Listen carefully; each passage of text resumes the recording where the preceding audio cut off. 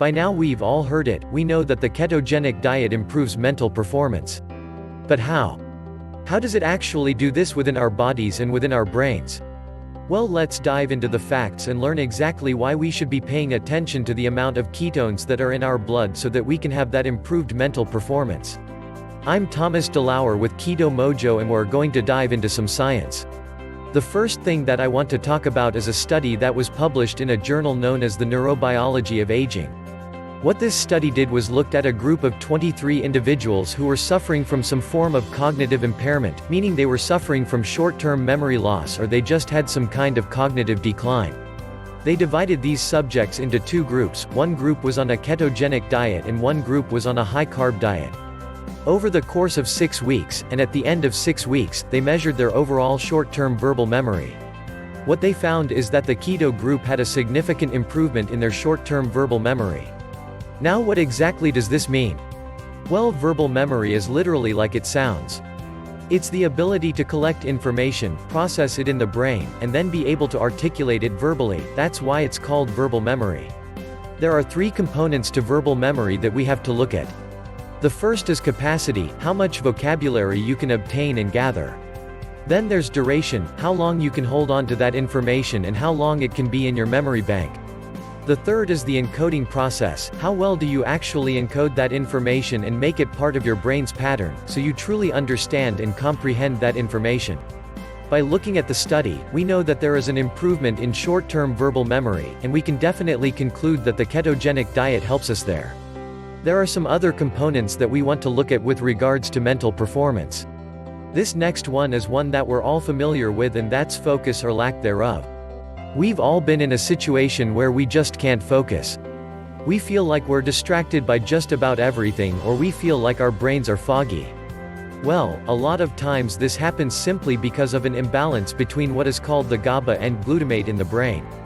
These are basically 2 chemicals that are constantly battling with each other, but 90% of the synaptic processes that occur within our brain require glutamate.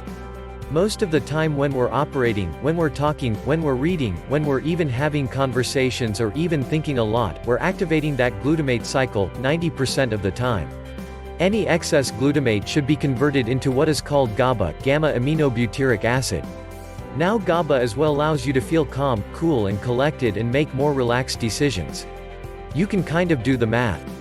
The more that we're going and going and going, the more that we're in that glutamate cycle and don't have excess glutamate to convert into GABA, so we perpetually get more and more stressed out. This is a big problem, but that's where ketones come in. You see, ketones give the brain an additional source of energy, which means that they don't have to lean on the glutamate quite as much, and they run on the ketones, as sort of a third-party source of fuel. Therefore, the glutamate can go ahead, and it can go through its conversion process and become GABA, so you're literally getting the best of both worlds. You're getting the ability to gain that mental performance and gain that clean energy from the ketones, while you're also able to have more of that GABA that's going to make you feel calm and allows you to be a good leader and be the best person that you can possibly be. Ketones help the brain even more.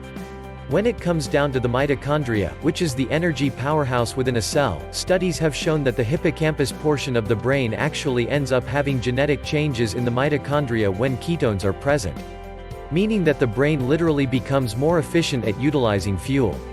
You're literally changing the mitochondrial machinery within your brain.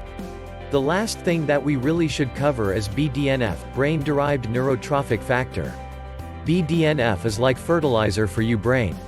It grows new synaptic pathways, it grows new synapses, it grows new neurons, it literally allows your brain to grow and get bigger and stronger.